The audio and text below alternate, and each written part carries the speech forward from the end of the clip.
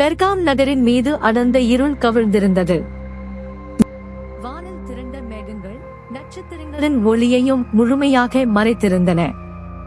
எப்போதாவது எட்டி பார்த்த மின்மினி பூச்சிகளின் மங்கலான வெளிச்சம் சிதிலமடைந்த பண்டைய கோவில்களின் சிலுசிலுத்த கூரைகளின் நிழல்களோடு சேர்ந்து நகருக்கு மேலும் ஒரு மர்மமான தோற்றத்தை கொடுத்தது. பல நூற்றாண்டுகளின் ரகசியங்களை உள்ளுக்குள் புதைத்து வைத்திருக்கும் பழமையான தூண்கள், உடைந்த சிற்பங்கள் மற்றும் சிதைந்த சுவர்கள் ஒவ்வொன்றும் ஏதோ ஒரு கதை சொல்ல துடித்து காற்றின் ஒவ்வொரு அசைவிலும் முணுமுணுப்பது போல் தோன்றின. ஆபிரகாம் தனது 20 மைனஸ்களின் முற்பகுதியிலிருந்த இளைஞன் ஒரு பழமையான தோல் சுருளை இறுக பிடித்தபடி நகரத்தின் குறுகிய இருண்ட சந்துகளில் வெறிச்சோடிய நிலையில் நடந்தான். அவரது ஒவ்வொரு அடியும் மணல் தரையில் ஒரு மர்மமான சத்தத்தை எழுப்பி நிசப்தத்தை உடைத்தன. அவனது முகம் கவலையின் ரேகைகளை தாங்கியிருந்தது. கண்களில் ஒருவித பயமும் நிச்சயமற்ற தன்மையும் தென்பட்டன. கடந்த சில மாதங்களாக பெர்காம் நகரம் வினோதமான நிகழ்வுகளால் நடுங்கிக் கொண்டிருந்தது. இரவில் எங்கிருந்தோ வரும் மிரட்டும் சத்தங்கள், மனிதனல்லாத விசித்திரமான மிருகங்களின் நடமாட்டம் மற்றும் எவ்வித தடயமும் இல்லாமல் காணாமல் போகும் மக்கள் என நகரம் ஒரு கண்ணுக்கு தெரியாத திகிலில் மூழ்கியிருந்தது. சில வாரங்களுக்கு முன்பு நடந்த ஒரு கோரமான நிகழ்வு நகர மக்களின் பீதியை உச்சத்திற்கு கொண்டு சென்றிருந்தது. அந்திப்பா பெர்காம் திருச்சபையின் விசுவாசமான ஒரு சீடன். அவன் இரவில் கொடூரமாக கொல்லப்பட்டான். அவரது உடல் சிதைக்கப்பட்டிருந்தது. எந்த ஒரு சாதாரண மனிதனாலும் இதை செய்திருக்க முடியாது என்பதை அனைவரும் அறிந்திருந்தனர். இந்த நிகழ்வு நகரத்தை ஒரு பயங்கரமான மௌனத்தால் ஆழ்த்தியிருந்தது. மக்கள் வீடுகளுக்குள் முடங்கி கிடந்தனர். சூரியன் மறைந்த பிறகு வெளியே வர அஞ்சினர். ஆபிரகாம் பெர்காமின் மதிப்புமிக்க தலைமை குருவாகிய யோசேப்பின் நம்பிக்கைக்குரிய சீடன். அவன் கைகளில் இருந்த அந்த சுருள் வெளிப்படுத்தின விசேஷம் புத்தகத்தின் ஒரு அத்தியாயம். அது பெர்காம் திருச்சபைக்கு எழுதப்பட்ட ஒரு கடிதமாக இருந்தது. ஆபிரகாம் அதை படித்தான். அவரது விரல்கள் சுருளின் பழமையான தோலை கோபத்துடன் தட்டி ஒரு மர்மமான தூசினை கிளப்பின. பெர்காமில் உள்ள திருச்சபையின் வானதூதருக்கு இவ்வாறு எழுது: இருபுறமும் கூர்மையான வாளை கொண்டிருப்பவர் கூறுவது இதுவே, நீ எங்கு குடியிருக்கிறாய் என நான் அறிவேன். அங்கேதான் சாத்தானின் அரியணை உள்ளது. நீ என் பெயர் மீது உறுதியான பற்று கொண்டுள்ளாய். சாத்தான் குடியிருக்கும் இடத்தில் நம்பிக்கையுள்ள என் சாட்சியான அந்திப்பா உங்கள் நடுவே கொலை செய்யப்பட்ட காலத்திலும் கூட நீ என் மீது கொண்டிருந்த நம்பிக்கையை விட்டு விலகவில்லையோ? இந்த வரிகள் ஆபிரகாமின் மனதை உலுக்கின. அங்கேதான் சாத்தானின் அரியணை உள்ளது என்ற வரிகள் அவரது எண்ணங்களை ஆக்கிரமித்தன. சாத்தானின் அரியணை, அது எங்கே? இந்த இருண்ட நகரின் எந்த மூலையில், எந்த நிழலின் அடியில் இந்த பயங்கரமான சக்தி ஒளிந்திருக்கிறது? அந்திப்பாவின் மரணம் இந்த அரியணையுடன் தொடர்புடையதா? இந்த கேள்விகள் அவரது மனதை ஒரு இருண்ட பனிமூட்டமாக சூழ்ந்து பதற்றத்தை அதிகரித்தன. காலப்போக்கில் பெர்காமில் அதிகரித்து வரும் அமானுஷ்ய நிகழ்வுகளுக்கும் இதற்கும் என்ன தொடர்பு? ஆபிரகாம் தன் சுற்றுப்புறத்தை பார்த்தான். ஒவ்வொரு மூலையிலும் ஏதோ ஒரு பயங்கரமான ரகசியம் ஒளிந்திருப்பது போல உணர்ந்தான். காற்றின் ஒவ்வொரு அசைவும், ஒவ்வொரு முணுமுணுப்பும் ஒரு மர்மமான செய்தியை சொல்வது போல தோன்றியது. அவன் நகரத்தின் மையத்தை நோக்கி நடந்தான். அங்கேதான் யோசேப் காத்திருந்தார். அந்த சுருளின் வார்த்தைகள் ஒரு பயங்கரமான பயணத்தின் ஆரம்பம் என்பதை ஆபிரகாம் அப்போது அறிந்திருக்கவில்லை. பெர்காமின் ஆழத்தில் புதைந்திருக்கும் அந்த இருண்ட ரகசியத்தை கண்டுபிடிக்க வேண்டிய கட்டாயம் அவனுக்கு ஏற்பட்டது. ஆபிரகாம் தன் கையில் இருந்த சுருளுடன் பெர்காம் நகரத்தின் தலைமை குருவான யோசேப்பின் இல்லத்தை அடைந்தான். அது ஒரு பழமையான கல் அடுக்கப்பட்ட கட்டிடம். அங்கும் இருள் கவிழ்ந்திருந்தது. உள்ளே நுழையும் போதே பழைய மரப்பலகைகள் கீறலிடும் சத்தம் நிசப்தத்தை உடைத்தது. உள்ளே எண்ணெய் விளக்குகளின் மங்கலான வெளிச்சத்தில் யோசேப் ஒரு மேசையில் அமர்ந்திருந்தார். அவரது முகத்தில் ஆழமான சிந்தனை ரேகைகள். வயதான தோற்றம் இருந்தாலும் அவரது கண்கள் ஆழ்ந்த ஞானத்தையும் அசைக்க முடியாத நம்பிக்கையையும் பிரதிபலித்தன. ஆபிரகாம் பணபணப்புடன் சுருளை அவரிடம் நீட்டினான். குருவே, இது என்ன என்று பாருங்கள். யோசேப் சுருளை வாங்கி விளக்கு வெளிச்சத்தில் உற்று நோக்கினார். அங்கேதான் சாத்தானின் அரியணை உள்ளது. யூத் இந்த வரிகளை அவர் சத்தமாக உச்சரித்த போது அவரது குரலில் ஒரு கனத்த சத்தம் ஒலித்தது. அவர் சில நொடிகள் மௌனமாக இருந்தார். பின்னர் நிதானமாக தலையை உயர்த்தினார். இந்த வார்த்தைகள் நம்மை எச்சரிக்கின்றன. ஆபிரகாம், பெர்காமின் ஆழத்தில் ஏதோ ஒன்று மறைந்திருக்கிறது. பிலேயாமின் போதனைகளும் நிக்கோலாயரின் சீடர்களும் பரவி மக்களை தவறான வழியில் வழிநடத்துகிறார்கள். இது சாத்தானின் வேலையூர். யோசேப் கண்களை மூடினார், ஏதோ ஒரு ஆழ்ந்த வலியை உணர்வது போல். பிலேயாமின் போதனைகள் பழைய ஏற்பாட்டில் குறிப்பிடப்பட்டுள்ள ஒரு தீர்க்கதரிசி, ஆனால் இஸ்ரவேலரை பாவம் செய்ய தூண்டியவன். நிக்கோலாயர்கள் தங்கள் சுதந்திரத்திற்காக ஒழுக்கக்கேடான செயல்களை செய்தவர்கள். இந்த இரண்டு குழுக்களின் செல்வாக்கும் பெர்காமில் பரவியிருந்தது. இது ஆபிரகாம் மற்றும் யோசேப்புக்கு ஒரு பெரிய அச்சுறுத்தலாக இருந்தது. ஆனால் அதற்கான ஆதாரம் என்ன, குருவே? வெறும் வார்த்தைகள். இந்த அச்சுறுத்தலின் உண்மையான ஆதாரம் எங்கே? ஆபிரகாம் குரலில் ஒரு நடுக்கம் இருந்தது. அவனுக்கு பல கேள்விகள் இருந்தன, ஆனால் பதில்கள் எதுவும் கிடைக்கவில்லை. யோசேப் மெதுவாக நிமிர்ந்தார். ஆதாரம் வெளிப்படும். ஆபிரகாம், பெர்காமின் மையத்தில் ஒரு பழமையான ஆலயம் ஒன்று உள்ளது. அது பல நூற்றாண்டுகளாக பூட்டப்பட்டுள்ளது. யாரும் அதை நெருங்கியதில்லை. உள்ளே என்ன இருக்கிறது என்று யாருக்கும் தெரியாது. அங்கேதான் சாத்தானின் அரியணை இருக்கலாம். அதை கண்டுபிடிக்க நாம் பயணிக்க வேண்டும். யூத் அவர் சொன்னபோது அவரது குரலில் ஒரு உறுதி பிறந்தது. ஆபிரகாம் ஒரு கணம் தயங்கினான். அந்த பழமையான ஆலயம் பற்றிய கதைகள் நகரத்தில் பயங்கரமான முறையில் பரவியிருந்தன. அது பேய்கள் குடியிருக்கும் இடம் என்றும் உள்ளே சென்றவர்கள் யாரும் உயிருடன் திரும்பியதில்லை என்றும் மக்கள் பேசிக்கொண்டு. ஆனால் குருவே, அந்த ஆலயம்... ஆபிரகாம் இழுத்தான். யோசேப் ஆபிரகாமின் கையை பற்றினார். பயம் வேண்டாம் ஆபிரகாம், ஆண்டவர் நம்முடன் இருக்கிறார். ஆனால் அதற்கு ஒரு வழி உள்ளது. அந்திப்பா தன்னுடைய கடைசி நாட்களில் ஒரு பழமையான வரைபடத்தை உருவாக்கி மறைத்து வைத்தார். அது இந்த ஆலயத்தின் இரகசிய நுழைவாயிலை குறிக்கும். அது எங்கே என்று நாம் கண்டுபிடிக்க வேண்டும். அந்திப்பாவின் பெயர் கேட்டதும் ஆபிரகாமின் மனதில் ஒரு திகில் பரவியது. அந்திப்பாவின் மரணம் இன்னும் அவன் மனதில் ஒரு பயங்கரமான சுவடை ஏற்படுத்தியிருந்தது. இந்த வரைபடம் அவனை இன்னும் ஆழமான ஆபத்திற்குள் இழுத்துச் செல்லக்கூடும்.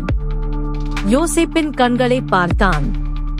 அங்கே நம்பிக்கை மட்டுமே இருந்தது. அந்திப்பாவின் வீடு. ஆபிரகாம் முணுமுணுத்தான். ஆம், யோசேப் ஆமோதித்தார். அந்திப்பாவின் பழைய இல்லம். அங்கேதான் அவன் அதை மறைத்து வைத்திருக்க வேண்டும். நாம் புறப்பட வேண்டும் ஆபிரகாம். பொழுது சாய்வதற்குள் நாம் அதை கண்டுபிடித்தாக வேண்டும். யோசேப்பும் ஆபிரகாமும் தங்கள் இருண்ட பயணத்தை தொடங்கினர். பெர்காமின் அமைதியான சந்துகளில் இருண்ட நிழல்கள் அவர்களை சூழ்ந்தன. ஒவ்வொரு மரத்தின் அசைவும் ஒவ்வொரு காற்றின் சத்தமும் ஒரு மிரட்டும் உருவத்தின் இருப்பை உணர்த்துவது போல் இருந்தது.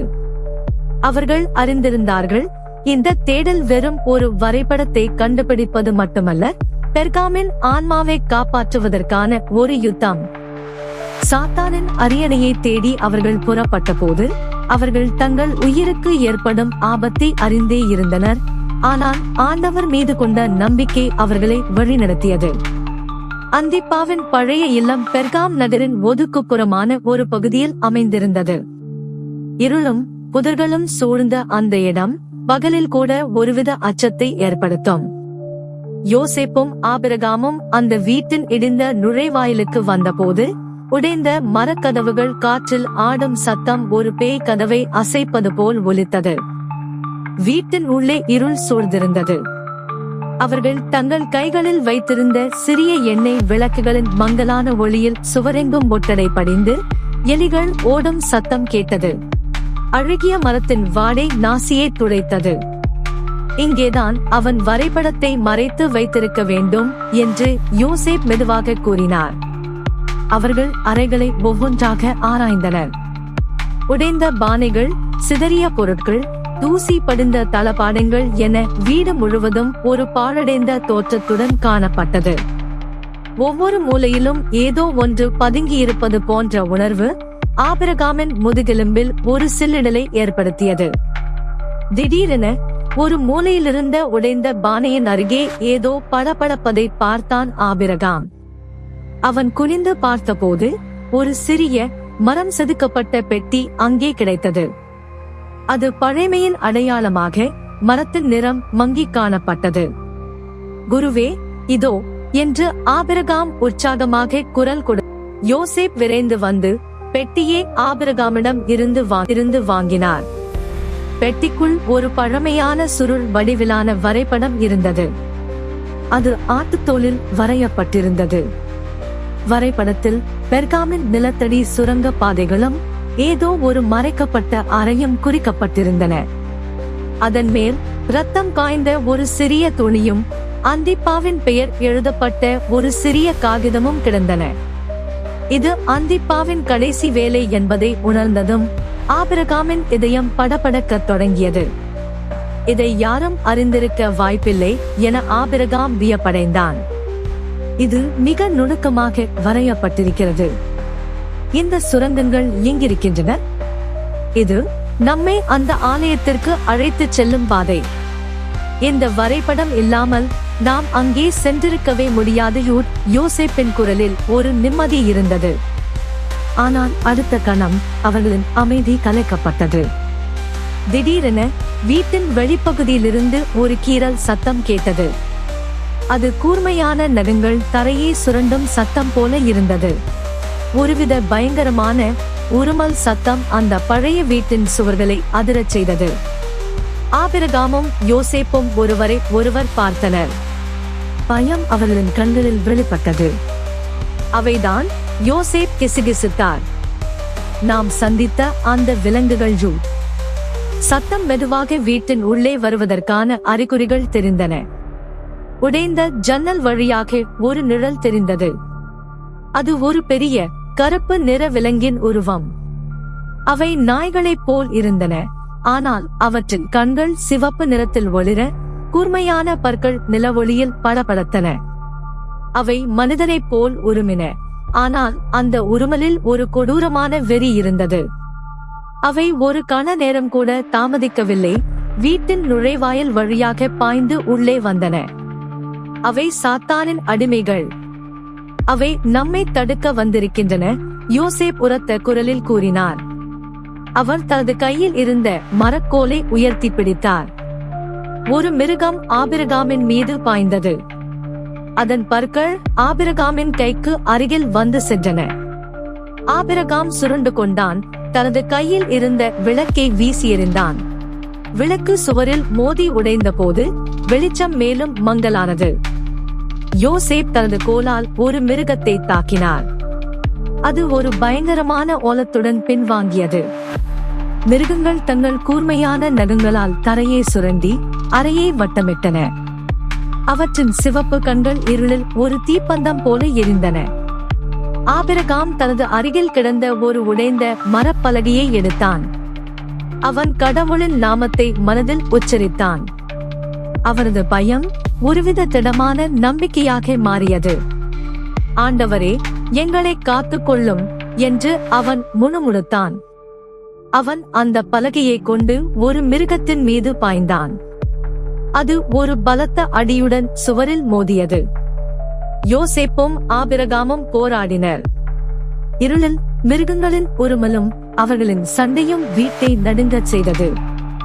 கடவுளின் அருளால் அவர்கள் தங்கள் முழு பலத்தையும் பயன்படுத்தி அந்த மிருகங்களை வீட்டை விட்டு வெளியே விரட்டினர். அவை இருளில் கரைந்து போயின. அவர்கள் இருவரும் மூச்சு வாங்கினர், வியர்வையில் நனைந்திருந்தனர். இவை சாத்தானின் அடிமைகளாக இருக்க வேண்டும். யோசேப் மூச்சு வாங்கினார். நாம் சரியான பாதையில்தான் செல்கிறோம் என்பதற்கு இதுவே அடையாளம். அவை நம்மை தடுக்க வந்திருக்கின்றன. ஆனால் நாம் தயங்கக் கூடாது. இந்த வரைபடம் நம்மை வழிநடத்தும் ஹூட். அவர்கள் இருவரும் ஒரு கணம் ஓய்வெடுத்தனர். அவர்களின் இதய துடிப்பு வேகமாக இருந்தது. அவர்கள் கண்ட திகில் அவர்களின் உறுதியை இன்னும் அதிகமாக்கியது. அந்திப்பாவின் வரைபடம் இப்போது அவர்களுக்கு ஒரு புதிய இலக்கை கொடுத்திருந்தது. பெர்காமின் இருண்ட ரகசியத்தை வெளிக்கொணர்வதற்கும் சாத்தானின் அரியணையை அழிப்பதற்கும் அவர்கள் அடுத்த அடியை வைக்க தயாராக இருந்தனர். ஆனால் இன்னும் என்னென்ன திகில்கள் அவர்களுக்கு காத்திருக்கின்றன என்பதை அவர்கள் அறிந்திருக்கவில்லை. அந்திப்பாவின் வரைபடத்தை கைகளில் ஏந்தியபடி யோசேப்பும் ஆபிரகாமும் பெர்காம் நகரின் பழமையான நிலத்தடி சுரங்க பாதை நுழைவாயிலுக்கு வந்தனர். அது ஒரு பாழடைந்த கிணற்றுக்கு அடியில் கற்களால் மூடப்பட்டிருந்தது. வரைபடத்தில் குறிப்பிடப்பட்டிருந்த அடையாளங்கள் இந்த இடம்தான் சுரங்கப்பாதையின் ஆரம்பம் என்பதை உறுதிப்படுத்தின. இரவு இன்னும் அடர்ந்திருந்தது. நட்சத்திரங்கள் அற்ற வானம் அவர்களுக்கு மேல் ஒரு கனமான போர்வையாக விரிந்திருந்தது. சுரங்கத்தின் உள்ளே இருந்து ஒரு குளிர்ந்த ஈரமான காற்று வீசியது. அதன் ஒவ்வொரு அசைவிலும் ஏதோ ஒரு மரண வாசனை கலந்திருந்தது. யோசேப் தனது கையில் இருந்த எண்ணெய் விளக்கை பற்ற வைத்து ஆழமான படிகளை நோக்கி நடந்தார். விளக்கு வெளிச்சம் சுரங்கத்தின் உள்ளே இருந்த சிலந்தி கூட்டங்களையும் வௌவால்களையும் நிழல்களாக காட்டின. ஒவ்வொரு அடியும் பூமியின் ஆழத்திற்கு செல்வது போல ஒரு பயங்கர உணர்வை ஏற்படுத்தியது. சுரங்க பாதை குறுகலாகவும் இருண்டதாகவும் இருந்தது. சுவர்களில் இருந்து நீர்த்துளிகள் சொட்டிக் கொண்டிருந்தன. அவை தரையில் ஒரு விதமான தாளத்துடன் ஒலித்தன. எங்கிருந்தோ வினோதமான சத்தங்கள் கேட்டன. எலிகளின் சத்தமா அல்லது வேறு ஏதோ பயங்கரமான உயிரினத்தின் ஒலியா என்று பிரித்தறிய முடியாத அளவில் அவை இருந்தன. ஆபிரகாம் தனது இதய துடிப்பு காதில் கேட்பது போல் உணர்ந்தான். அந்திப்பாவின் வரைபடம் இப்போது அவர்களுக்கு ஒரு சாபக்கேடாக மாறியது போல் தோன்றியது. இந்த சுரங்கங்கள் வெறும் கற்களால் ஆனவை அல்ல. அவை பெர்காமின் இருண்ட ரகசியங்களையும் பயங்கரமான கடந்த காலத்தையும் தங்களுக்குள் புதைத்து வைத்திருந்தன. ஆங்காங்கே பழமையான கல்வெட்டுகள் சுவர்களில் பொறிக்கப்பட்டிருந்தன. யோசேப் தனது விளக்கின் ஒளியில் அவற்றை படித்தார். அவை பழங்கால சடங்குகள் பற்றியும் சிலைகளை வணங்குபவர்கள் பற்றியும் விவரித்தன. திடீரென சுரங்க பாதை வளைந்த ஒரு இடத்தில் ஒரு உருவம் கண்ணுக்கு தெரிந்தது. அது ஒரு மனித உருவம் போல் தோன்றினாலும் அதன் மீது ஒரு கருப்பு அங்கி போர்த்தப்பட்டிருந்தது. முகமூடி அணிந்திருந்த அந்த உருவத்தின் கண்கள் இருளில் கூட கூர்மையாக தெரிந்தன. மர்ம மனிதர்கள் அவர்களைச் சூழ்ந்து நின்றனர். ஒருவன் கையில் கூர்மையான கத்தியுடன் முன்னால் வந்தான். அவனது அங்கியில் ஒரு விசித்திரமான அடையாளம் பொறிக்கப்பட்டிருந்தது. அது பிலேயாமின் போதனைகளில் குறிப்பிடப்பட்ட ஒரு யாரும் சாத்தானின் அரியணையை அணுக முடியாது. ஒருவன் உருமினான். அவனது குரல் சுரங்கத்தின் சுவர்களில் எதிரொலித்து மேலும் பயங்கரத்தை ஏற்படுத்தியது. நீங்கள் யார்? எதற்காக இங்கு வந்தீர்கள்? யோசேப் தனது கையில் இருந்த விளக்கை பலமாக பிடித்துக் கொண்டார். அவரது குரல் உறுதியாக இருந்தது. நாங்கள் ஆண்டவரின் பாதையில் வந்தவர்கள். உங்கள் இருண்ட சக்திகள் எங்களை ஒன்றும் செய்ய முடியாது. அவர் அந்திப்பாவின் மரணம் மற்றும் பெர்காமில் நடந்த அநியாயங்கள் அனைத்தையும் மனதில் கொண்டு பேசினார். இந்த மர்ம மனிதர்கள் சாத்தானின் அரியணைக்கும் நகரத்தில் நடக்கும் பயங்கரங்களுக்கும் இடையே உள்ள தொடர்பை பிரதிபலித்தனர். மர்ம மனிதர்கள் சிரித்தனர். அது ஒரு நடுக்கத்தை வரவழைக்கும் பிசாசு சிரிப்பு போல இருந்தது. அவர்கள் உடனடியாக தாக்கத் தொடங்கினர். அவர்களின் கைகளில் கூர்மையான கத்திகள் இருந்தன. இருட்டில் உலோக கத்திகளின் சத்தம், பயங்கரமான கூச்சல்கள் மற்றும் மனிதர்களின் மூச்சு திணறல் ஆகியவை கலந்தன. யோசேப் தனது கோலால் ஒருவனை தாக்கினார். அவன் நிலை தடுமாறினான். ஆனால் மற்றவர்கள் அவர்களை சூழ்ந்து கொண்டனர். ஆபிரகாம் தனது பலத்தை பயன்படுத்தி ஒரு மர்ம மனிதனை தள்ளிவிட்டான். ஆனால் அடுத்த கணம் மற்றொருவன் அவன் மீது பாய்ந்தான். ஆபிரகாம் நிலத்தில் விழுந்தான். அவன் தனது காலால் அவனை உதைத்து பின்வாங்கி எழுந்தான். அவன் ஒரு பாறையை கண்டான். அதை எடுத்தான். அவன் கடவுளின் நாமத்தை உச்சரித்தான், அந்த பாறையால் தாக்கினான். அந்த மர்ம மனிதன் ஒரு பயங்கரமான சத்தத்துடன் தரையில் விழுந்தான். இருட்டில் நடந்த அந்த சண்டை அவர்களுக்குள் இருந்த தைரியத்தையும் நம்பிக்கையையும் சோதித்தது. அவர்கள் சோர்வடைந்தாலும் கடவுளின் அருள் அவர்களை வழிநடத்தியது. இறுதியாக அவர்கள் பல மர்ம மனிதர்களை வீழ்த்தினர். சிலர் பயந்து பின்வாங்கி இருளில் ஓடினர். ஆண்டவரின் நாமம் மகிமைப்பட்டது. யோசேப் மூச்சு வாங்கினார். அவர்கள் இருவரும் காயம் அடைந்திருந்தனர், ஆனால் உயிரோடு இருந்தனர். ஆபிரகாமின் கைகளில் இருந்து இரத்தம் வழிந்தது. யோசேப் அவரது காயத்தை பரிசோதித்தார். இது ஒரு சிறிய காயம், ஆபிரகாம். நாம் தொடர்ந்து செல்ல வேண்டும். இந்த மர்ம மனிதர்கள் சாத்தானின் சக்தியால் வழிநடத்தப்படுகிறார்கள். நாம் நெருங்கிவிட்டோம். அவர்கள் இருவரும் மீண்டும் நடக்கத் தொடங்கினர். சுரங்கத்தின் பாதை மேலும் ஆழமாகவும் இருண்டதாகவும் மாறியது. மர்ம மனிதர்கள் அவர்களை தடுக்க முயற்சித்திருந்தனர். இது அவர்கள் சரியான பாதையில் செல்கிறார்கள் என்பதற்கான ஒரு தெளிவான அடையாளம். சாத்தானின் அரியணை அவர்களுக்கு மிக அருகில் இருப்பதை உணர்ந்தபோது ஒருபுறம் அச்சமும் மறுபுறம் ஒருவித உறுதியும் ஆபிரகாமின் மனதை ஆட்கொண்டன.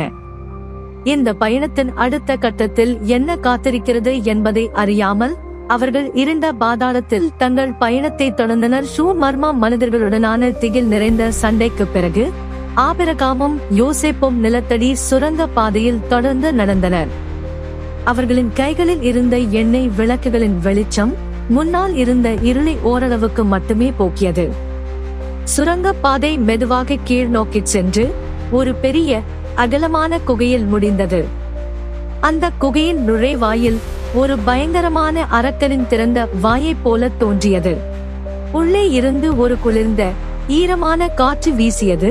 அது ஒருவித அழகிய மனத்தையும் ஏதோ ஒரு பழைய புதைக்கப்பட்ட ரகசியத்தின் வாசனையையும் சுமந்து வந்தது. அவர்கள் குகைக்குள் நுழைந்த போது அவர்களின் விளக்கு வெளிச்சத்தில் குகையின் சுவர்கள் தெரிந்தன. அவை வெறும் பாறைகளாக இல்லாமல் விசித்திரமான குறியீடுகளும் கல்வெட்டுகளும் பொறிக்கப்பட்டிருந்தன. அந்த சின்னங்கள் பெர்காமின் பழங்கால சமய சடங்குகளையும் சிலைகளை வணங்கும் வழிபாடுகளையும் சித்தரித்தன. மனித உருவங்கள், விசித்திரமான மிருகங்களின் தலைகள் மற்றும் நெருப்பில் எரியும் பலிபீடங்கள் என அந்த கல்வெட்டுகள் ஒரு கொடூரமான கதையை சொல்லின. யோசேப் தனது விளக்கின் ஒளியை கல்வெட்டுகளின் மீது செலுத்தினார். அவரது கண்கள் அவற்றை ஆழமாக படித்தன. ஆபிரகாமின் தோளில் ஒரு கை வைத்து மெதுவாக கூறினார், இவை பிலேயாமின் போதனைகள் பற்றியும் நிக்கோலாயரின் சீடர்கள் எப்படி சாத்தானின் சக்தியை பயன்படுத்தினர் என்பதை பற்றியும் விவரிக்கின்றன. ஆபிரகாம், இந்த போதனைகள் மக்களை தவறான வழியில் வழிநடத்தி கடவுளை விட்டு விலகி தீய சக்திகளை நோக்கி தள்ளுகின்றன. இந்த குகை அவர்களின் இருண்ட செயல்பாடுகளின் மையமாக இருந்திருக்க வேண்டும். ஆபிரகாம் கல்வெட்டுகளை பார்த்தான். அவற்றில் பொறிக்கப்பட்டிருந்த சித்திரங்கள் அவரது மனதில் ஒரு திகிலூட்டும் காட்சியை உருவாக்கின. ஒரு சித்திரம் மனிதர்கள் மிருகங்களுக்கு பலியிடப்படுவதைப் போலவும், இன்னொரு சித்திரம் மக்கள் சிலைகளுக்கு படைக்கப்பட்டதை உண்டு பரத்தைமையில் ஈடுபடுவதையும் காட்டியது. இதெல்லாம் உண்மையாக இருந்ததா குருவே? இப்படிப்பட்ட கொடூரங்கள் இங்கு நடந்ததா? ஆபிரகாம் குரல் நடுங்கியது. ஆம் ஆபிரகாம், இந்த போதனைகள் இஸ்ரேல் மக்கள் இடறி விழும்படி செய்ய பாலாக்குக்கு கற்றுக் கொடுத்த பிலேயாமின் வழித்தோன்றல்கள். அவர்கள் தேவனுக்கு எதிராக செயல்பட்டு மக்களை பாவம் செய்ய தூண்டினர். இந்த கல்வெட்டுகள் அவர்களின் இருண்ட கடந்த காலத்தை பிரதிபலிக்கின்றன. திடீரென ஒரு கல்வெட்டு யோசேப்பின் கவனத்தை ஈர்த்தது. அது மற்ற கல்வெட்டுகளிலிருந்து சற்றே மாறுபட்டு பிரகாசமாக தோன்றியது. யோசேப் தனது விளக்கின் ஒளியை அதன் மீது செலுத்தினார். அந்த கல்வெட்டில் வெளிப்படுத்தின விசேஷம் புத்தகத்தில் பெர்காம் திருச்சபைக்கு எழுதப்பட்ட கடிதத்தின் ஒரு பகுதி பொறிக்கப்பட்டிருந்தது. வெள்ளைக்கல் ஒன்றையும் அவர்களுக்கு கொடுப்பேன். அதில் ஒரு புதிய பெயர் பொறிக்கப்பட்டிருக்கும். அதை பெறுபவரையன்றி வேறு யாரும் அப்பெயரை அறியார்கள். இந்த வரிகள் ஆபிரகாமின் நினைவுக்கு வந்தன. அவன் அந்த கடிதத்தை அன்றுதான் யோசேப்பிடம் கொடுத்தான். இது எப்படி இங்கே பொறிக்கப்பட்டிருக்க முடியும்? இந்த குகைக்கும் அந்த இறைவசனத்திற்கும் என்ன தொடர்பு? இது ஒரு எச்சரிக்கையா அல்லது ஒரு ரகசிய செய்தியா? குருவே, இந்த வசனம் இங்கே எப்படி வந்தது? இது என்ன பொருள்? ஆபிரகாம் குழப்பத்துடன் கேட்டான். யோசேப் ஆழமாக மூச்சு விட்டார். இது ஒரு மர்மம், ஆபிரகாம். இந்த வசனம் நாம் சரியான பாதையில் செல்கிறோம் என்பதற்கான ஒரு அடையாளம். இது சாத்தானின் இருண்ட சக்திகளுக்கு மத்தியிலும் கடவுளின் வெளிச்சம் இருப்பதை உணர்த்துகிறது. இந்த வெள்ளைக்கல் ஒரு பரிசு, ஒரு ஆசீர்வாதம். ஆனால் அதன் அர்த்தம் என்னவென்று நாம் இன்னும் அறியவில்லையோ. குகையின் ஆழத்தில் ஒரு சிறிய ஓசை அது ஒரு பலவீனமான முணுமுணுப்பு போல் இருந்தது. ஆனால் குகையின் நிசப்தத்தில் அது ஒரு பயங்கரமான ஒலியாக ஒலித்தது. ஆபிரகாம் தனது விளக்கின் ஒளியை செலுத்தி பார்த்தான். இருட்டில் ஒரு உருவம் நகர்வது போல் இருந்தது. அது ஒரு நிழல், மனிதரல்லாத ஒரு அமானுஷ்ய உருவம். ஆபிரகாம் தனது இதய துடிப்பு வேகமாக ஒலிப்பதை கேட்டான். இந்த குகை வெறும் கற்களால் ஆனது அல்ல, அது உயிருள்ள ஒரு இருண்ட சக்தி கொண்டது. யோசேப், நாம் நெருங்கிவிட்டோம். ஆபிரகாம், இந்த குகை சாத்தானின் அரியணைக்கான வாயிலாக இருக்கலாம். நாம் கவனமாக இருக்க வேண்டும். எதிரி தனது முழு சக்தியையும் பயன்படுத்த தயாராக இருக்கிறான். அவரது குரல் உறுதியாக இருந்தாலும் அதில் ஒருவித பயமும் கலந்திருந்தது. அந்த கல்வெட்டுகள் குகையின் ஆழத்தில் ஒளிந்திருக்கும் ஒரு பயங்கரமான ரகசியத்தின் தொடக்கத்தை மட்டுமே வெளிப்படுத்தின. இந்த இடம் வெறும் குகை அல்ல, அது பெர்காமின் ஆன்மாவை பிணைத்திருக்கும் இருண்ட சக்தியின் ஒரு பகுதி. அந்திப்பாவின் மரணமும் நகரத்தில் நடக்கும் அமானுஷ்ய நிகழ்வுகளும் இந்த குகைக்குள் உள்ள ஒரு பயங்கரமான உண்மையுடன் தொடர்புடையவை என்பதை அவர்கள் உணர்ந்தனர். அவர்களின் அடுத்த அடி அவர்களை மேலும் ஆழமான திகிலுக்குள் இழுத்துச் செல்லும் என்பதை அவர்கள் அறிந்திருந்தனர். கல்வெட்டுகளில் பொறிக்கப்பட்டிருந்த மர்மமான வாசகங்களை படித்த பிறகு ஆபிரகாமும் யோசேப்பும் குகையின் ஆழத்திற்கு சென்றனர். குகையின் உட்புறம் இன்னும் இருண்டதாகவும் குளிர்ந்ததாகவும் மாறியது. காற்றின் ஒவ்வொரு அசைவும் அவர்களுடன் ஏதோ ஒரு கண்ணுக்கு தெரியாத சக்தி வருவதைப் போல ஒருவித சில்லென்ற உணர்வை ஏற்படுத்தியது. குகையின் சுவர்கள் மேலும் பழமையானதாகவும் வித்தியாசமான வடிவங்களுடனும் காணப்பட்டன. ஆங்காங்கே வினோதமான நிழல்கள் நடனமாடுவது போல் தோன்றின. அவை அவர்களின் விளக்குகளின் ஒளியில் ஒரு கணத்தில் தோன்றி மறையும்.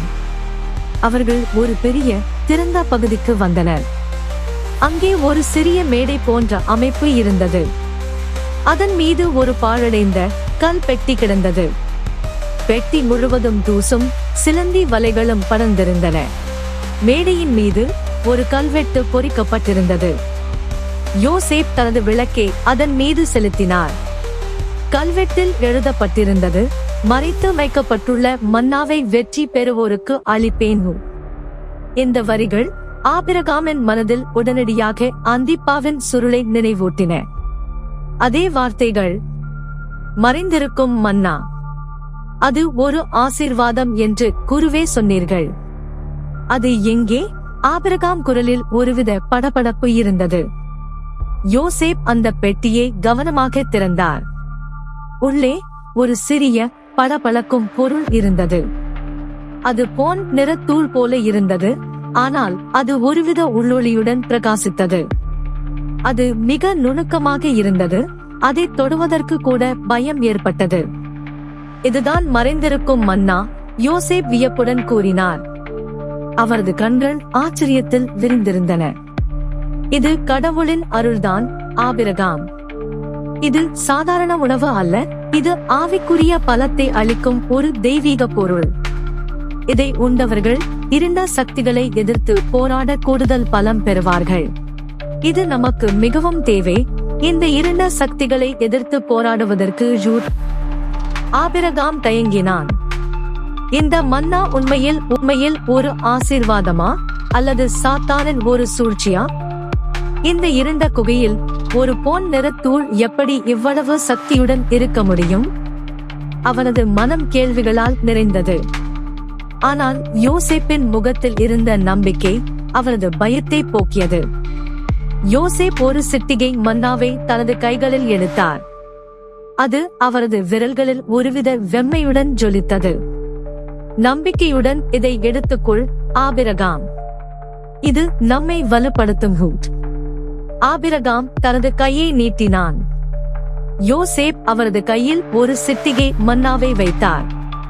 அது ஆபிரகாமின் விரல்களில் ஒரு குளிர்ச்சியான மின்சார அதிர்வை ஏற்படுத்தியது. அவன் அதை தனது வாயில் இட்டான். அது ஒருவித இனிப்பு சுவையுடன் அவரது நாவில் கரைந்தது. ஒரு கணம் அவரது உடலில் ஒரு புதிய சக்தி பரவுவதை உணர்ந்தான். அது வெறும் உடல் பலமல்ல, அது ஒருவித மன வலிமையும் தைரியமும் உள்ளூர ஒரு ஒளியும் ஏற்பட்டது. அவனது பயம் மெல்ல மறைந்தது. யோசேப்பும் மன்னாவை உண்டார். அவரது முகத்திலும் ஒருவித தெளிவும் உறுதியும் தோன்றியது. அவர்கள் இருவரும் புதிய பலத்துடன் நிமிர்ந்தனர். குகையின் இருள் இப்போது அவர்களுக்கு அவ்வளவு பயங்கரமானதாக தோன்றவில்லை. நாம் தயாராக இருக்கிறோம், ஆபிரகாம், யோசேப் உறுதியான குரலில் கூறினார். இந்த மன்னா நம்மை வழிநடத்தும். சாத்தானின் அரியணை எவ்வளவு ஆழத்தில் மறைந்திருந்தாலும் நாம் அதை கண்டுபிடித்து அழிப்போம். அவர்கள் அங்கிருந்து புறப்பட்டனர். குகையின் உள்ளே இருந்த இருண்ட நிழல்கள் இப்போது அவர்களுக்கு அவ்வளவு அச்சுறுத்தலாக தோன்றவில்லை. மாறாக மன்னாவின் ஒளி அவர்களுக்குள் ஒரு தைரியத்தை ஊட்டியது. ஆனால் இந்த குகையின் ஆழத்தில் என்ன காத்திருக்கிறது என்பதை அவர்கள் அறிந்திருக்கவில்லை. இந்த மன்னா அவர்களுக்கு எத்தகைய பலத்தை அளித்தது, எந்த அளவு பயங்கரமான சவால்களை எதிர்கொள்ள போகிறார்கள். குகையின் அடுத்த வளைவில் ஒரு புதிய திகில் அத்தியாயம் காத்திருந்தது. மன்னாவின் சக்தியை பெற்றுக்கொண்ட பிறகு ஆபிரகாமும் யோசேப்பும் புதிய பலத்துடனும் அசைக்க முடியாத உறுதியுடனும் குகையின் ஆழத்திற்கு சென்றனர். அவர்களின் விளக்குகளின் ஒளி அவர்களுக்கு முன் இருந்த இருளை கிழித்தது. பாதையின் சுவர்கள் இப்போது மேலும் மிரட்டலாகவும் பயங்கரமான சின்னங்களுடனும் காட்சியளித்தன.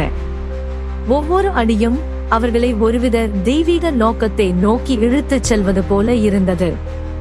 குகையின் கடைசி பகுதிக்கு வந்தபோது அவர்களுக்கு முன் ஒரு பெரிய திறந்த அறை விரிந்திருந்தது. அந்த அறை முழுதும் இருண்ட குளிர்ந்த சக்தியால் நிரம்பியிருந்தது. அங்கே அந்த அறையின் மையத்தில் ஒரு மாபெரும் கருப்பு நிற அரியணை இருந்தது. அது கரடுமுரடான வெட்டப்படாத கல் பாறைகளால் செய்யப்பட்டிருந்தது. அதன் மீது விசித்திரமான புரிந்து கொள்ள முடியாத சின்னங்கள் பொறிக்கப்பட்டிருந்தன. அவை பார்ப்பவர்களின் மனதில் ஒரு திகிலூட்டும் பயத்தை ஏற்படுத்தின. அரியணையின் ஒவ்வொரு செதுக்கலும் ஒரு கொடூரமான மந்திரத்தால் உருவானது போல தோன்றியது. அரியணையின் மேல் ஒரு பெரிய கருப்பு நிறக்கல் இருந்தது. அந்த கல்லில் இருந்து ஒரு அடர்ந்த இருண்ட ஒளி வெளிப்பட்டது. அது அறையின் ஒவ்வொரு மூலையிலும் ஒருவித கும்மிருட்டை பரப்பியது. அந்த ஒளியை பார்த்தாலே அது உயிருள்ள ஒரு தீய சக்தி என்பதை உணர முடிந்தது. அதைச் சுற்றிலும் மர்மமான நிழல்கள் அலைபாய்ந்தன.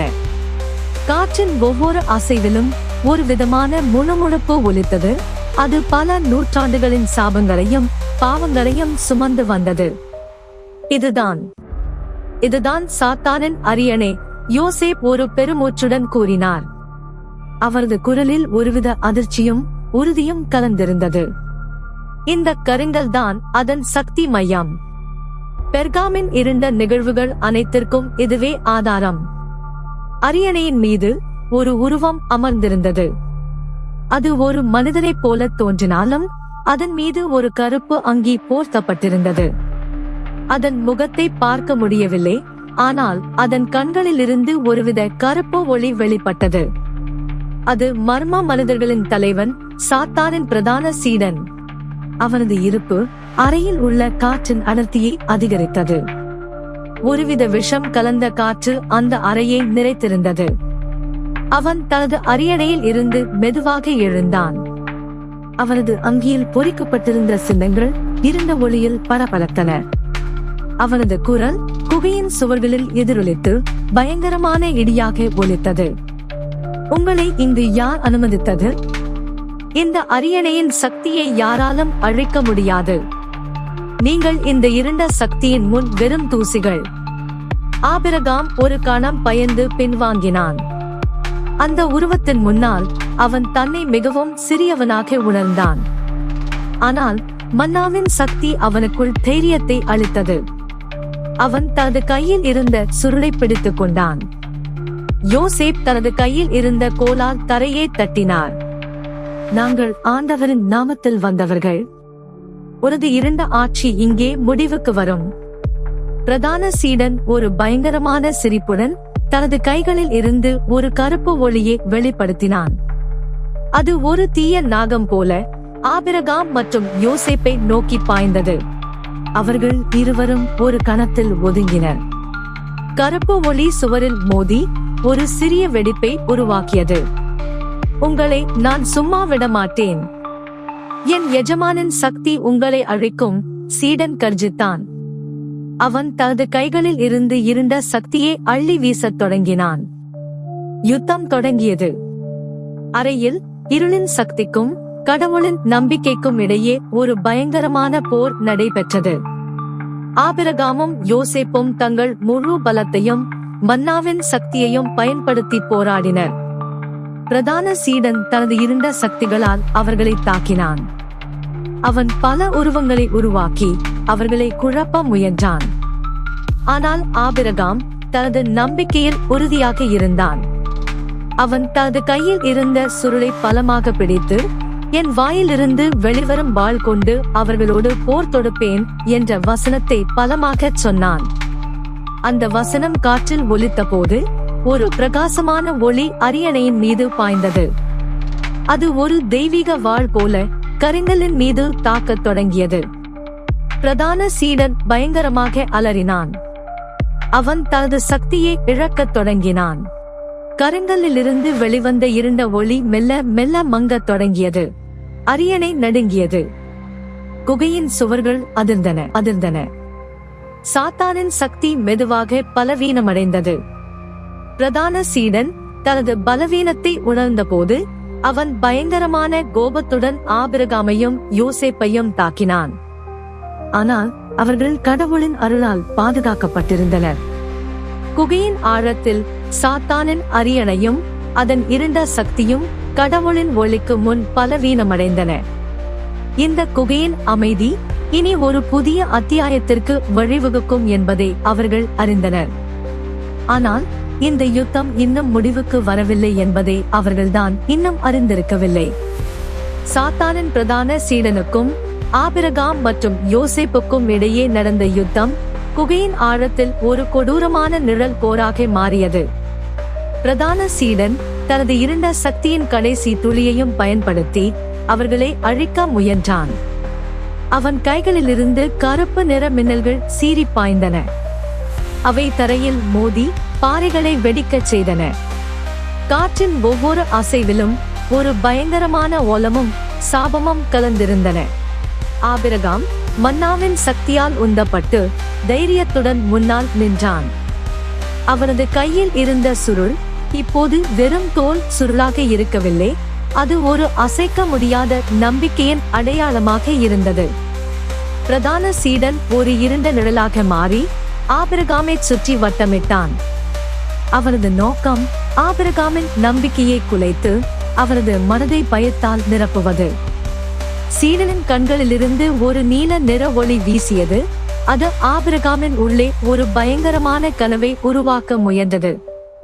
அந்த கனவில் அந்திப்பா மீண்டும் கொலை செய்யப்படுவது போலவும் பெர்காம் நகரம் முழுவதும் இருளில் மூழ்குவது போலவும் தோன்றியது. ஆனால் ஆபிரகாம் கண்களை மூடினான். அவன் கடவுளின் நாமத்தை உச்சரித்தான். அவனது மனதில் வெளிப்படுத்தின விசேஷத்தில் பெர்காம் திருச்சபைக்கு எழுதப்பட்ட கடிதத்தின் வார்த்தைகள் ஒலித்தன. என் வாயிலிருந்து வெளிவரும் வாள் கொண்டு அவர்களோடு போர் தொடுப்பேன். இந்த வார்த்தைகள் அவனுக்குள் ஒரு தெய்வீக பலத்தை ஊட்டியது. யோசேப் தனது கோலால் தரையை பலமாக தட்டினார். சாத்தானே, நீயும் உனது சக்தியும் இங்கிருந்து நீங்குங்கள். ஆண்டவரின் நாமம் உன்னை துரத்தும், அவர் கூறிய போது ஒரு மங்கலான ஒளிக்கோடுகள் கோலிலிருந்து வெளிப்பட்டன. ஆபிரகாம் தன் கையில் இருந்த சுருளை வானத்தை நோக்கி உயர்த்தி பிடித்தான். அவனது குரல் குகையின் சுவர்களில் எதிரொலித்து ஒரு கட்டளையாக ஒலித்தது. என் வாயிலிருந்து வெளிவரும் வாள் கொண்டு அவர்களோடு போர் தொடுப்பேன். அவன் ஒவ்வொரு வார்த்தையையும் முழு நம்பிக்கையுடன் உச்சரித்தான். அடுத்த கணம் ஒரு பிரகாசமான வெண்மையான ஒளி குகையின் உச்சியிலிருந்து அரியணையின் மீது பாய்ந்தது. அது ஒரு மின்னல் போல இருந்தது, ஆனால் அது ஒரு தெய்வீக வாளின் வடிவில் இருந்தது. அந்த ஒளி சாத்தானின் அரியணையை நேரடியாக தாக்கியது. ஒரு பயங்கரமான வெடிப்பு சத்தம் குகையை அதிரச் செய்தது. பிரதான சீடன் ஒரு பயங்கரமான அலறலுடன் பின்வாங்கினான். அவன் தனது இருண்ட சக்தியால் அந்த ஒளியை தடுக்க முயன்றான், ஆனால் அது வீண். தெய்வீக வாள் அரியணையின் மையத்தில் இருந்த கருங்கல்லை பிளந்தது. கருங்கல்லிலிருந்து வெளிவந்த இருண்ட ஒளி ஒரு கணத்தில் சுருங்கி ஒரு புகையாக மாறி மறைந்தது. அரியணை நடுங்கியது. அதன் கருப்பு நிற கற்கள் வெடித்து சிதறத் தொடங்கின. பிரதான சீடன் தனது முழு பலத்தையும் இழந்தான். அவனது முகத்தில் ஒருவித விரக்தியும் பயங்கரமான கோபமும் தெரிந்தது. இல்லை, இது சாத்தியமில்லை. என் எஜமானின் சக்தி அழிக்கப்படாது என்று அவன் அலறினான். ஆனால் அவனது குரல் மெல்ல மெல்ல பலவீனமடைந்தது. அரியணை முழுவதுமாக உடைந்து சிதறியது. அதன் துண்டுகள் அறையில் சிதறி கிடந்தன. இருண்ட சக்தி குகையை விட்டு முழுவதுமாக மறைந்தது. ஒருவித அமைதி குகையை சூழ்ந்தது, ஆனால் அது ஒரு நீண்ட போராட்டத்தின் முடிவில் வந்த அமைதி. பிரதான சீடன் தனது சக்தி முழுவதையும் இழந்து தரையில் விழுந்தான். அவனது உடல் மெல்ல மெல்ல ஒரு நிழலாக மாறி இருளில் கரைந்து போனது. யுத்தம் முடிந்தது. ஆபிரகாமும் யோசேப்பும் மூச்சு வாங்கினர், ஆனால் அவர்களின் முகத்தில் ஒரு வெற்றி புன்னகை இருந்தது. அவர்கள் இருவரும் ஒருவரை ஒருவர் பார்த்தனர். கடவுளின் அருள் அவர்களை வழிநடத்தியிருந்தது. அவர்கள் சாத்தானின் அரியணையை அழித்துவிட்டனர். பெர்காம் நகரம் அதன் இருண்ட பிடியில் இருந்து விடுவிக்கப்பட்டது. அரியணை இருந்த இடத்தில் ஒரு சிறிய வெண்மையான கல் கிடந்தது. அது ஒரு மங்கலான ஒளியுடன் ஜொலித்தது. ஆபிரகாம் அதை எடுத்தான். அது ஒரு வெள்ளைக்கல். அவனது கைகளில் ஒரு புதிய அத்தியாயம் உருவாகத் தொடங்கியது. அந்த கல்லின் மீது ஒரு புதிய பெயர் பொறிக்கப்பட்டிருந்தது. அது யாருடைய பெயர்? சாத்தானின் அரியணை அழிந்து குகையின் இருண்ட சக்தி நீங்கியதும் ஒருவித அமைதி குகையின் ஒவ்வொரு மூலையிலும் படர்ந்தது. பிரதான சீடன் ஒரு நிழலாக கரைந்து மறைந்தான். ஆபிரகாமும் யோசேப்பும் மூச்சு வாங்கினர். அவர்களின் உடல் வலித்தாலும் மனதில் ஒரு அசைக்க முடியாத வெற்றி உணர்வு மேலோங்கியது. இந்த இருண்ட குகையில் அவர்கள் கடவுளின் அருளால் ஒரு மிகப்பெரிய தீமையை வென்றெடுத்திருந்தனர். அரியணை இருந்த இடத்தில் தரைக்கு மிக அருகில் ஒரு சிறிய பளபளக்கும் வெள்ளைக்கல் கிடந்தது. அது ஒரு பிரகாசமான மென்மையான ஒளியுடன் ஜொலித்தது. அதன் ஒளி குகையின் மீதமிருந்த இருண்ட நிழல்களை விரட்டி ஒருவித தெய்வீக தன்மையை பரப்பியது. ஆபிரகாம் மெதுவாக குனிந்து அந்த கல்லை எடுத்தான். அது அவரது கைகளில் ஒருவித மென்மையுடனும் வெம்மையுடனும் இருந்தது. அவன் அந்த கல்லை உற்று நோக்கினான். அதன் மேற்பரப்பில் நுணுக்கமான எழுத்துருக்களால் ஒரு புதிய பெயர் பொறிக்கப்பட்டிருந்தது. அந்த பெயர், அது ஆபிரகாமின் பெயர். அவன் தனது பெயரை அந்த கல்லில் பொறிக்கப்பட்டிருந்ததை பார்த்தபோது ஒருவித வியப்பும் தெய்வீக உணர்வும் கலந்த ஒரு அதிர்ச்சி அவனை ஆட்கொண்டது. இந்த குகையில் சாத்தானின் அரியணையை அழித்த பிறகு அவரது பெயர் ஒரு புனிதமான கல்லில் பொறிக்கப்பட்டிருந்தது.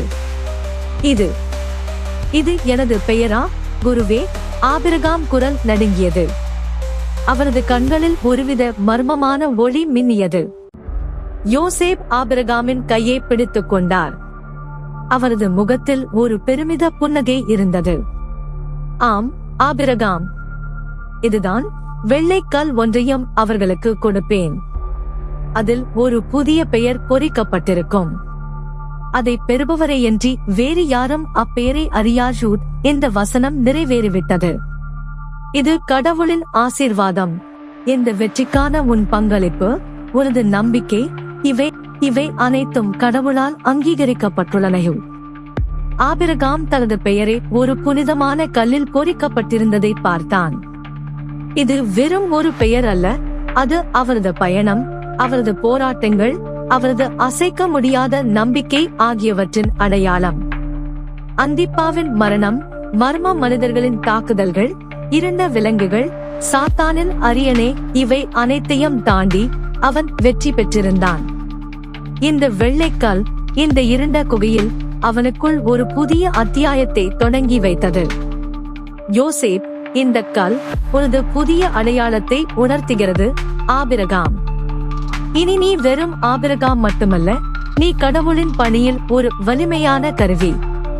இந்த வெற்றி உனது பெயரால் நிலைநிறுத்தப்பட்டுள்ளது. அவர்கள் இருவரும் குகையின் வெளியே வந்தனர். இரவு மெதுவாக வெடியத் தொடங்கியது. குகையின் வாசலில் இருந்து வெளியே வந்த வெளிச்சம் ஒரு புதிய ஆரம்பத்தின் அடையாளமாக தோன்றியது. பெர்காம் நகரின் மீது கவிழ்ந்திருந்த இருண்ட மேகங்கள் மெல்ல மெல்ல விலகின. ஒரு புதிய சூரிய ஒளி நகரின் மீது படர்ந்தது. அது ஒரு புதிய நம்பிக்கையின் சின்னம். ஆபிரகாம் அந்த கல்லை தனது கையில் இறுக்கமாக பிடித்துக் கொண்டான்.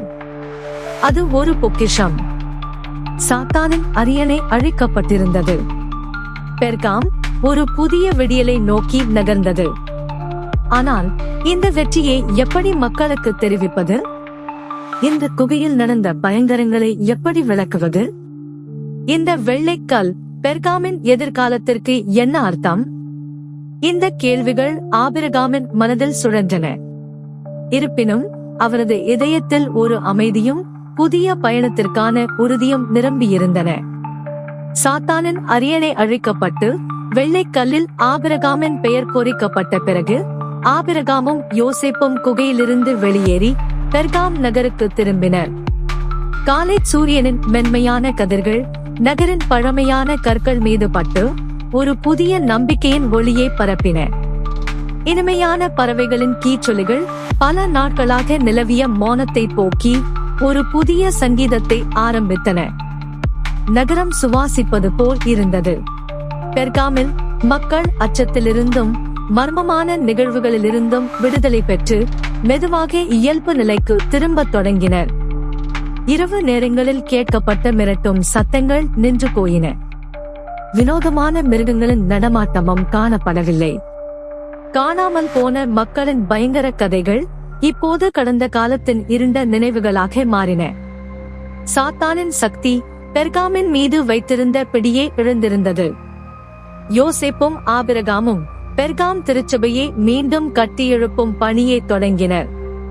அங்கே கூடி வந்த மக்களிடம் குகையில் நடந்த பயங்கரமான யுத்தத்தை பற்றியும் சாத்தானின் அரியணையை அழித்ததை பற்றியும் கடவுளின் அருள் எப்படி அவர்களை வழிநடத்தியது என்பதை பற்றியும் விளக்கினர்.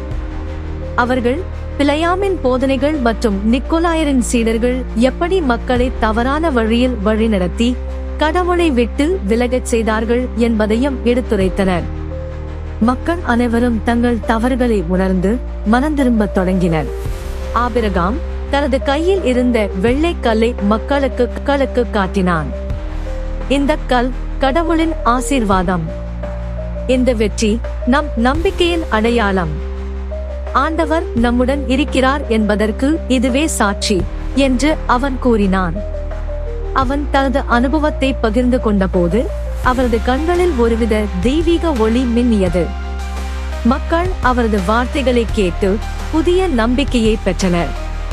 திருச்சபை மெல்ல மெல்ல செழிக்கத் தொடங்கியது. ஆபிரகாமும் யோசேப்பும் இணைந்து கடவுளின் அன்பையும் மன்னிப்பையும் மீட்பையும் மக்களுக்கு போதித்தனர். அவர்கள் ஏழைகளுக்கும் நோயற்றவர்களுக்கும் உதவினர். திருச்சபை ஒரு சமூகத்தின் மையமாக அன்புக்கும் சேவைக்கும் ஒரு உதாரணமாக மாறியது. மக்கள் தங்கள் வீடுகளின் கதவுகளை திறந்து ஒருவரை ஒருவர் அன்புடன் வரவேற்கத் தொடங்கினர்.